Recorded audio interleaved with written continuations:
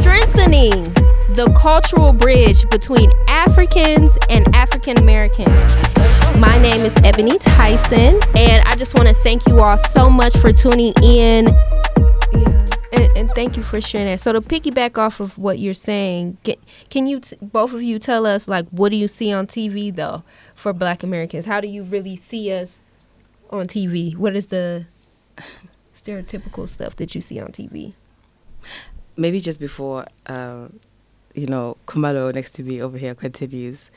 When I was reading up for our conversation, I actually came across an article written by a Nigerian journalist. I forget her name. I'll try and link it, in the link below. Put it on the link, yeah. But there is a part actually where they speak about Black TV filmmakers and how you'll find that the stories that tell real Black American stories don't get the funding in Hollywood that they would, they deserve for real stories to be told. Yeah. So a lot of the time what we see on TV, I've learned, is mostly white approved content. So if this is the story that can be published in Hollywood, then let's all systems go, Yeah. So like you said, I really loved that statement about the violence of white fragility. I love it when statements do that because, fragility and violence wouldn't really go together in the same statement. But you can tell just how violent that must be just within the Hollywood community to say, in as much as it isn't you are not responsible for what happened, and we're not saying you are, but this resistance to hear and this resistance to not want to tell our story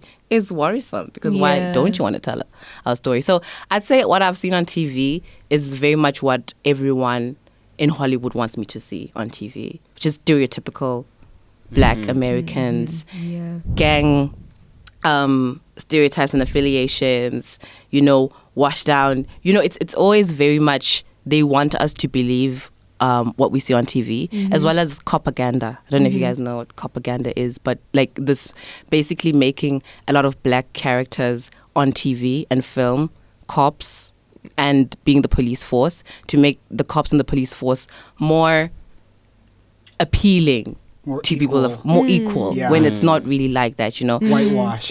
Yes, whitewash. Yeah. So I'd say that a lot of what I've seen, maybe just because now I'm more conscious of my surroundings and I'm very politically and socially involved in my world, then I'd say, what I see on TV, I don't think is a true really reflection of what Black America looks like for Black Americans. Yeah. Some parts of it maybe, but not entirely. Yeah. Thank you for that. Yeah. Sambulo, did you have something? No, she have already touched all the departments. She hit the hammer on the nail, Department. as they would say. Yeah. Okay. Yeah. She's such a great speaker. Right? Everyone is. Yeah. I love it. May I chime Yeah. in? I think what you just said about Taylor's comment is very interesting because, again, to know the term colored within Southern Africa or in Africa or in the U.S. is all due to access and knowing your history. True. And it seems as if history is being rewritten right in front of our faces.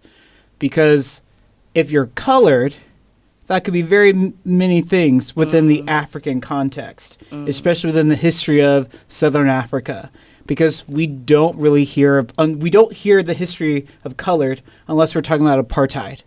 Why? When they are their own people, Afrikaners and Africans and the Belgiums, boom, history. And you move in, they're in Durban and all these other communities.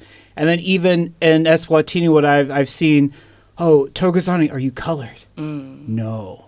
Are you mixed? No. And it's a whispered. It's never spoken out loud. It's always whispered. And I'm like, but what's wrong with color? What's wrong with being mixed? Oh, there's nothing wrong with it. But there's still it's the tone, right? How you make some of those clicks or the X's, the tone shifts, that tone shifts. And even in the U.S., right? We may not use the word colored, but we would use mixed or mulatto or Creole look or Creole-like. And so there's all these bad terms of you mix bad blood Or like there's that rule back in there's a famous movie, I can't think of it right now. Maybe it's Gone with the Wind or some other film, where it's the 1 drop rule. 1 drop of a black person's blood makes you full black. And so there's a scene where this white woman, she's married a colored man, and his blood dropped on her or whatever, and then her family dismisses her because she's been touched by black blood, right? So this ideal that having an interracial marriage ruins the race or ruins the person. And you're like, no, it's just the identity of where we're all coming from. So I thank you for mentioning that. And we need to know our history before we make these statements, before we make any statements, before even what's happening in the U.S. when it comes to black people trying to identify themselves. Whether you want to call yourself a Jew, whether you want to call yourself a descendant from Africa, or whether you want to call yourself an American, please know your history first. That's all I'm asking. Yeah. Yeah. And to add to that, I think, I don't know, but I think when, just to kind of look on both ends, I guess to play devil's advocate, the offense of her being called colored, or of her calling herself colored, also the lack of knowing the history, especially in South Africa, when, they do have that classification for those things coming from apartheid. It was on a card. Yeah. But and also, there was a test too. Yeah, and also, pen? in America, that colored term, we don't use that anymore. I correct me if I'm wrong, but I feel like that term was coming from, Jim Crow during that time as well. So I think if I'm explaining it right, I guess that's where the animosity comes from. Like you're even labeling yourself in this negative connotation, but I know that her intentions wasn't that way, but I'm just playing devil's advocate. That's probably where that came from. Like, okay, you bringing up this term, and it's really, we looking at it as a negative way, because now, why are you labeling yourself that way? And it's, just say you're either black or, you know what I'm saying? So I think, like, again, that lack of education looking at it in that term, but just some people knowing where that term even came from, and the ugly part of that is like, okay, we get it that that's a classification, it should be fine, but knowing where it comes from is like, okay, I'm mad because you know what I'm saying. May I chime in? So I think that's why I use the term American arrogance for that kind of contextual engagement. And the reason why I say this is because apartheid and the Jim Crow laws have a lot of similarities in the way that they treated the people of that particular country. When you look at the history of slavery and when slavery began, when people started moving and being taken from African ports and being taken to America. When you get to America, you have this huge history as well of Christianization, where you're told to separate yourself from where you come from to the best of your abilities. Remove this African veil of yours. You must become more like us here, and you must live according to our own standards, right? So you have a history as an American, an American citizen, that stems not just from the first time your ancestors touched the shore of America, but from the time that it happened here. Right?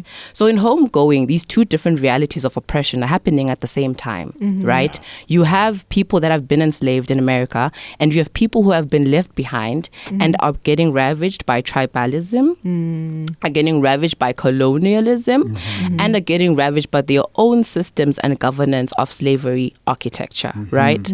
So even when you say, like, South Africans should know more about where they come from, I think they do.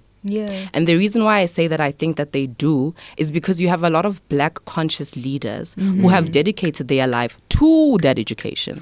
One of my favorite black conscious thought leaders is Steve Biko. Yeah, Chris Hani. So when you think about it in a Bikoist thinking of framework, is that there is an explanation for who you are today based on what you've been through before. Right. Trevor Noah also alludes to it in Born a Crime, where he describes what it's like living as a person of mixed race in South Africa at the time. The privileges that came with it, as well as the access that came with it.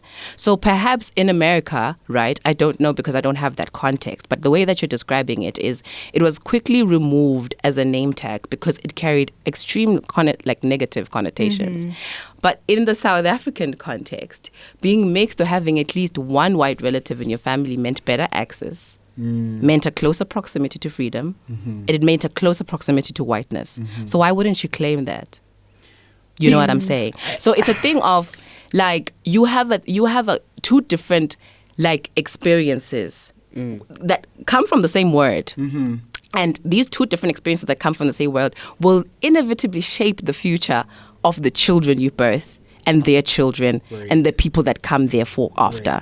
So, you know, like you're saying, you know, why would you then call yourself a negative like term? It's like, perhaps I'm not even aware it's a negative term based on my history and my context of existence. So you see, it's like these are two different realities and we must make space for both of them because I exist as myself, having grown up in a Southern African community and you have grown up as yourself as a person who's lived in an American community. So we both have the same kind of qualms about the world, but my experiences are very different from yours, even though we get to the same conclusion of why our pain matters. Thank you. And I think even with that response, you'll get, okay, because I feel like we're operating in a space of confusion because we don't as Black people as a whole, the African diaspora, in this space of confusion. Because now, if you say that, I'll hear people that say, okay, you're saying that you want to identify as color for better access and, you know, you want to have that drop of white. And it's like, oh, so you don't embrace the Black side of you that is, you know, that is prideful and, you know, that you should be proud of. And so you feel like you're more acceptable if you have a drop of white in you, you know, and then we're all mad because now I'm arguing at you because you don't think you Black enough and you don't think I'm Black enough. And what is Black enough? And nobody's Black enough. We don't even know where the Black came from. So what is Black? You know, so it's just in that space of confusion. That's why these conversations are great because we get to hear and we get to think and we get to talk and kind of iron that out if we can. But let me, I know, just one thing I just want to say, but it's just so interesting how then skin tone plays into this, right? So if you're a child of mixed race, now here's the opportunity for you to take some advantages if you can, right? So we know that in the U.S., there are many light-skinned Black women who took advantage of that by making their way into the house of the masters, right? And then from there, they were able to make into the offices or have a business or get the loan. And that's just, whether it's a man or a woman of light skin, they were able to do that. While their dark-skinned counterpart always got the hate, always got the look, always got the, oh, look at that dark-skinned Black man. I'm using Black man, but we know what they were really saying. Oh, he's black like the devil, right? Like, always this negativity. And then even in the churches, we'll talk about the Episcopal Church real quick, like the brown bag test, right? Like, if they can see the blue veins in your skin, then you could sit at the front of the church. And then you can even see that with even from folks from Barbados or from St. Lucia, right? We learn their stories of how they would sit in the back of the church while the light-skinned folks sat in the front. It's crazy how laws then proceeded by something on our bodies to say this is what you're worth and this is how it will work. And how it still continues in the U.S. and in other countries where Black Africans or the Black diaspora still live in. Because in Brazil, they bleach their skin knowing that those folks have such amazing black and brown skin tones, but yet they only feel comfortable if they look white. Now, I can't judge them, that's them, but it makes me really wonder, like, what effect did colonialism really have on their culture to say, you are not beautiful unless you are white? And thank you for sharing that. So now I'm going to say a quick thing, then we got to move on, y'all. But, you know, and that's the issue of even here, I've talked to a lot of, and maybe you can attest to that. Some women bleach their skin here, you know. So we're just still seeing those remnants of colonialism, right? And media plays a big part. And I really just quickly wanted to touch on media. That's why I asked you guys, how do you see Black Americans? And, just on our end, I can go ahead and go into that of how we even saw Africa on media. You see the babies that are poor and got the big bellies and people who are poor, or you hear about diseases and, if I hear poor and Africa together one more time, I'm going to rip my hair out, but, so not seeing, how vibrant Africa is and how it's 2024, ain't nobody hunting no lions, you know what I'm saying? Or, how there's nice structures, there's Black people driving nice cars, but we don't see that really on television.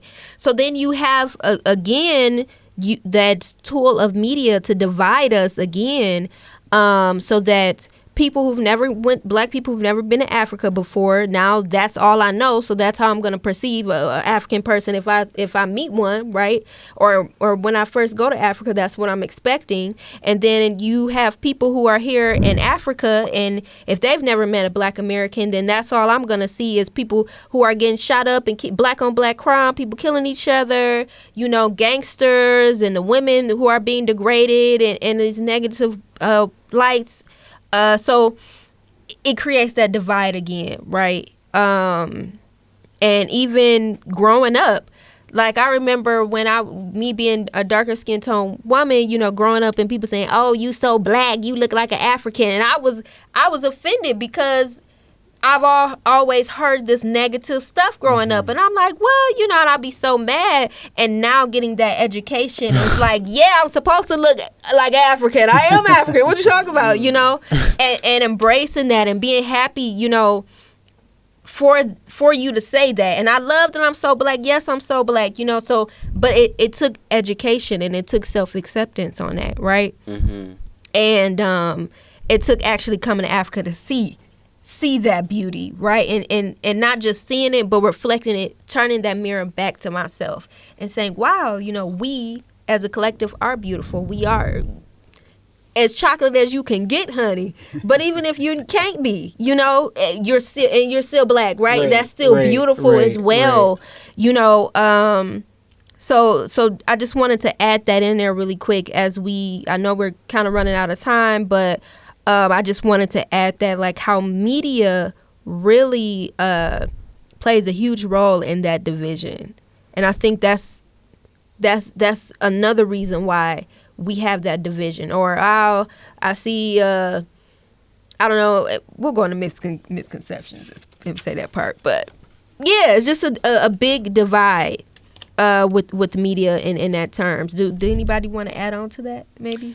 Maybe I could, actually. Please, because I yes. think when you speak about media, one of my favorite shows that I'm not really a big TV person. Yeah. But there's this Inside Job show on Netflix. Mm-hmm. And one of the departments of the shadow government in the show is the media department, right? Mm-hmm. So when something really important is going on in the world, they just give you a whole lot of things to distract you. That's how they illustrate it there. But also you realize how important the media has been in making, let me say, the Black person hate themselves. So like you're saying, I think you're describing how like your lighter skin tone was access to better resources. Mm-hmm. It was also perhaps access to romantic success, social mobility, climbing that ladder. So all of those things were very much related to, I'd say, an anti-Black framework of existence. So you had to really just think, and I think every single Black individual, if you didn't grow up in a home that was very intentional about what you saw and what you believed about yourself, at some point you did want to be white, which is a very powerful thing when you think about it, that the conditioning that you've gone through in your life has made you at some point want to become something else. And that's sort of self-loathing and self-hatred, even though it's not maybe intentional, but no one's really saying to you, you should not like yourself, you shouldn't really enjoy being who you are, is that you see it even in children. So you start young and people are dissing you for being too black. People are even dissing you for being too black here. Yeah. You know, because I got that here as well. Yeah. You know, so it's not even a thing of the further you are, colorism is everywhere because colorism is a child of racism. Yes. If racism exists, then so does colorism. Right. So it's a thing of, you know, I think we've all had those experiences of this level of rejection of the self in order to appease this bigger notion of I must be something else for me to live an easy life. Yeah. And everyone at this table knows that life isn't easy because they've been denied access to some things based on who they are. Even though no one was telling you, no, you can't get in because you look the way you look. But you've known why you haven't, you know, been able to receive those experiences. So, I mean, this also makes it really difficult to point out when you're not getting access to things because, you know, like a very popular line is it because I'm black? You know, and it's like, it's a joke, but it's true. Like sometimes if we had the courage to say, are you rejecting me because I'm black? They won't say yes, but truly fairly like, yes, you know, you're too dark to be on the cover. Right. You know, you're too quote unquote ratchet is what you hear a lot when describing hood environments in America to be a part of this conversation. Right. You know, so it's like, I think things like that. So that's really all I want to say. And I think you're so right. So let's take for within the American example the Tuskegee Airmen incident, right? When they injected 300 black men with with an STI. Syphilis. Thank you, sis. With syphilis, and then they untreated syphilis, and then they gave these men placebos. So if they were white, would that if it was at another university in Utah or a university in New York, would they have done that to them? Or would they have been given the correct drug to really see the effects of syphilis in these men? And then let's also talk about the men in PA who they did scientific experimentation on as well. If they were white prison inmates, would they have done this same experimentation? I don't think so, right? But because they were black and thought of less than, then let's go ahead and do these experimentations. And why? Like, where is this accountability for the other person? If I won't treat myself with the same respect, why would I do that to the other, right? And again, this is where religion, the golden rule, doesn't match with what they say from the book. Now, I'm not trying to go into religion or go into personal beliefs, but we have to realize that there's something doesn't match from their religion, our religion, and what we know to be religion or spirituality. So where is that disconnect? Where is that respect for one another? It's gone because someone wants the power. Yeah. And so until we have equal power distribution, we will always have this conflict. Yeah. And it's a conflict that's not just in the U.S., but it's a global context as well. And on the inside, right? That inner conflict, right? Thank you for that. Please be a part of the conversation by commenting below, and sharing and spreading the knowledge is the first step to strengthening the cultural bridge between Africans and African Americans. Again, my name is Ebony Tyson, and we are sending you love all the way from Eswatini, Africa. Let me get some snaps